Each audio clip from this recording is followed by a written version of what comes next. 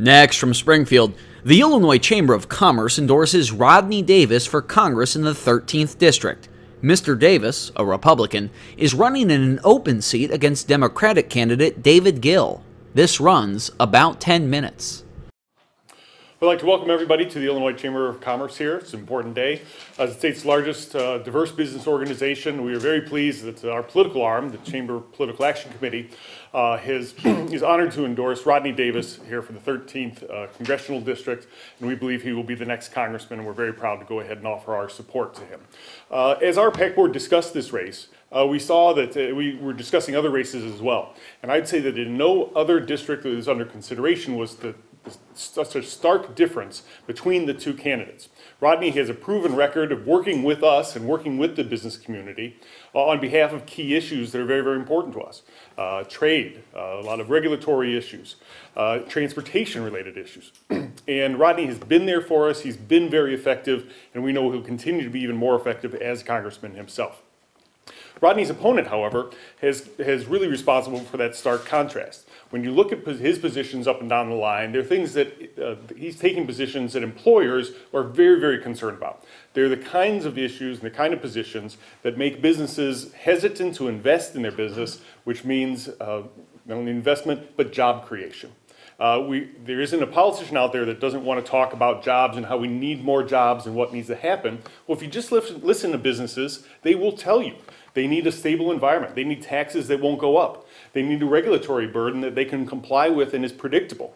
We believe that Rodney's opponent has positions that are counter to all of those. No one area is the contrast sharper than in healthcare, where, again, Rodney's opponent has decided that Obamacare, he likes parts of it, but the biggest problem with Obamacare is that it doesn't go far enough.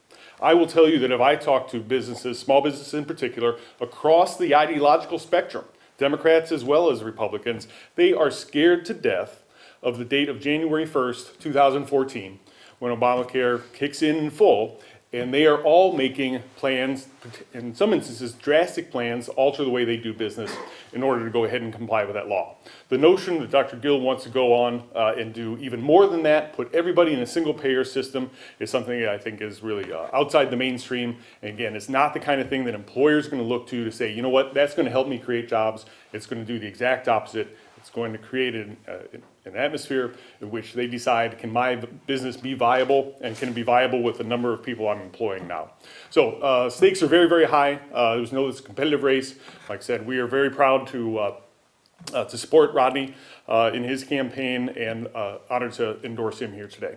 I'm going to turn over to the U.S. Chamber. Thanks, Todd. Thank you, Todd. Thanks to the Illinois Chamber for hosting. Illinois Chamber and the U.S. Chamber of Commerce are very good partners on a number of federal issues and looking at the court systems on a number of state issues as well. My name is Ben Taylor. I'm the Executive Director of the U.S. Chamber's Chicago-based Great Lakes Regional Office. I cover Illinois and 5 other Great Lakes states.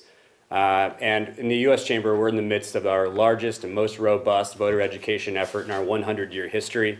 Illinois is a crucial state, along with California and a handful of others in terms of determining whether or not this Congress will be a pro-business majority Congress. Nowhere around the country, as Todd has stated, have we seen as clear a choice here as we do in Illinois 13. On the one hand, you have a candidate in David Gill, who has pledged to raise taxes on our most successful small businesses and firms, who has set emissions targets that will, of course, hamper Illinois clean coal, and some of the emerging technologies that are very exciting in terms of oil shale and oil gas, and in terms of healthcare, as Todd mentioned, his only problem, David Gill's only problem with Obamacare is that it didn't go far enough. Certainly this is outside the mainstream of even some of the Democratic candidates that we've seen across the country. It's outside the mainstream of course, of the business community's perspective. On the other hand, you have here Rodney Davis. And he's certainly a champion of free enterprise, someone who knows the true prescription for healthcare reform entails market-based solutions, someone who has an all-of-the-above energy approach, including Illinois clean coal, including renewables, including nuclear. Illinois is 50% reliant on nuclear energy. And certainly he is, in terms of taxes, promised not to raise taxes on anyone, small businesses included.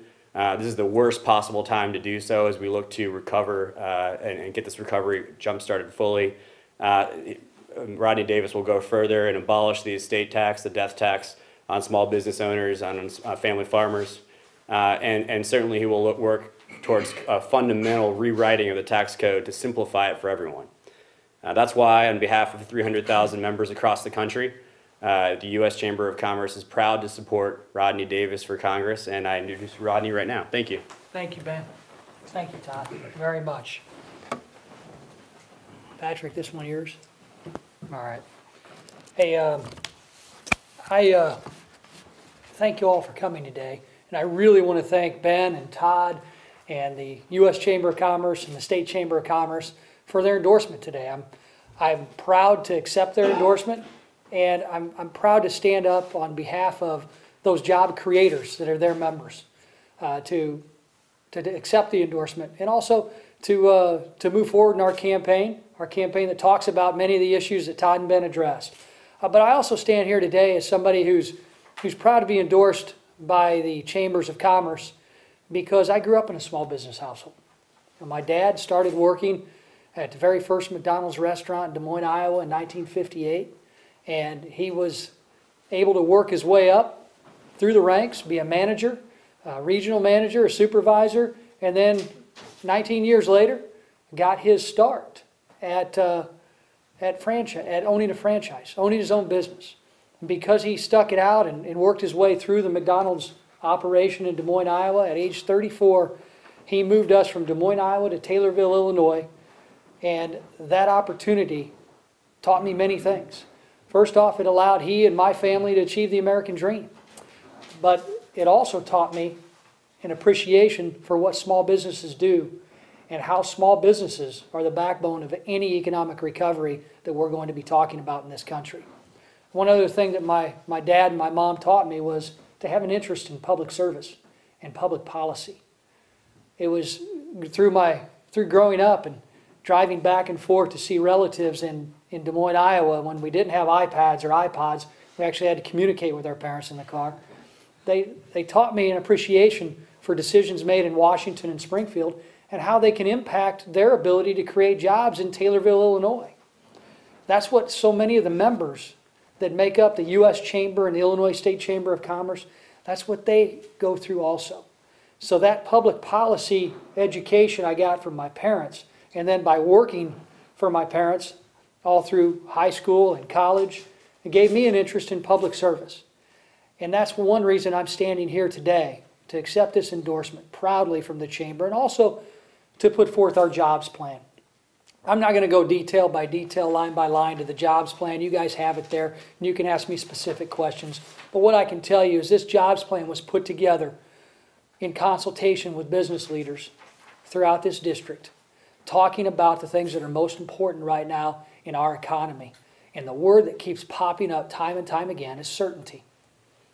Job creators, small businesses, don't have the certainty they need to be able to invest in equipment, inventory, and let alone people.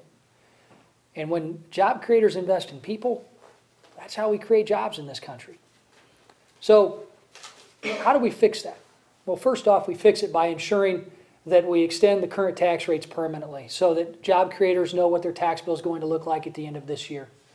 Secondly, we repeal and replace Obamacare with a true market-based approach that's going to allow the employers to understand what their health care costs are going to look like over the next few years.